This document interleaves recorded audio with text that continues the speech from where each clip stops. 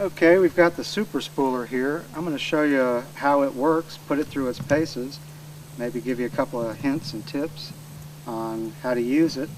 It's a very versatile tool. Your imagination, there's no limit to what you can do with it. When you purchase it, it comes essentially like you see it, minus the line, of course. It also comes with the super stripper. And this is a little device that we've come up with. It has a rubber wheel glued around to the outside. It has a little bolt here through it that will chuck into your cordless drill. You just put that in your drill, tighten it up. Now, before you put line on your reel, you need to take the old line off. So what we'll do is we'll take an old soda bottle, Coke bottle, simply screw it on to this adapter that we've got here. Take your line, your old line, take a piece of Scotch tape or something, or tie it, tape it right to your water bottle, and open the bail. Strip your line off. When you're done, you simply remove the bottle and dispose of it properly. Another neat thing, the rubber on the outside, the reason we've done that, say you want to use a different pound line for drum the next day. So you want to save this line. You'll take an empty spool, putting it on the super spooler, attach your line to it, take your driver and drive that spool. Just put enough pressure on there and take the line off your reel, putting it back on this spool, and you saved it. A lot of guys will like to take their line off a reel and reverse it. Essentially take the line that's on the bottom of the reel and put it on the top. And the way you do that is you get two empty spools. You put an empty one here and you'll run your line off onto it. Then you'll take this line, run it onto this empty spool, and then turn right around and put it back on your reel. And what you've done essentially is taken the line off the bottom and put it on the top. I know that sounds confusing, but if you think about it, it can be done. Now, the next thing we have is the tensioning device. You put your line through here, you tighten this down tight, get whatever tension you want properly.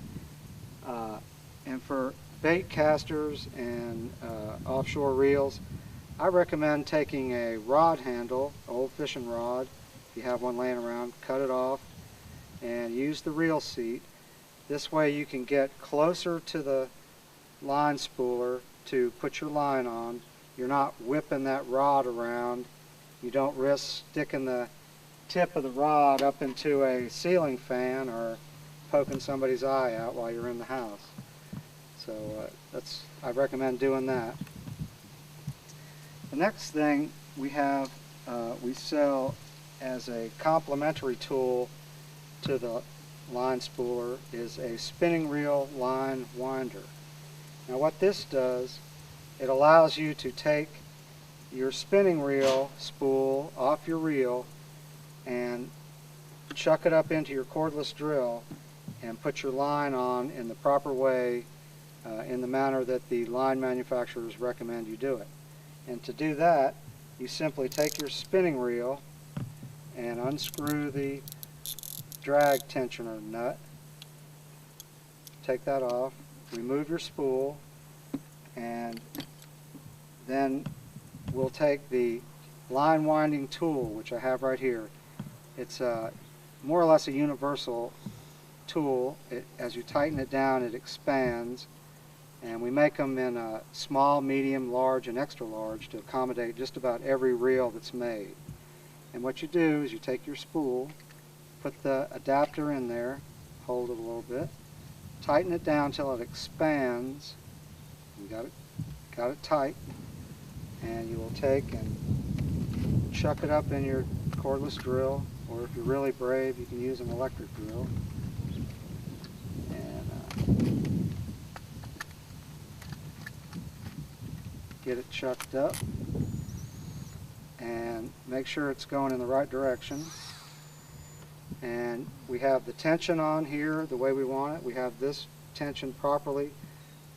So when you start spooling, when you stop, that spool stops. It doesn't continue riding on and fly off and get all tangled up.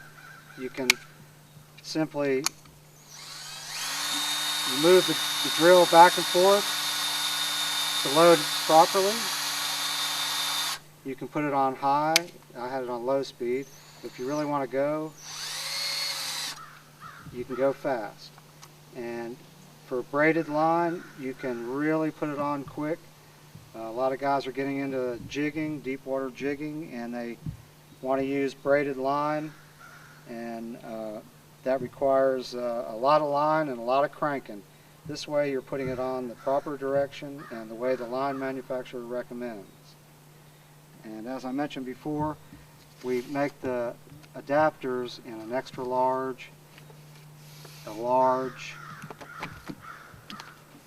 medium, and they go all the way down to the smallest reel. And with each one, I include an additional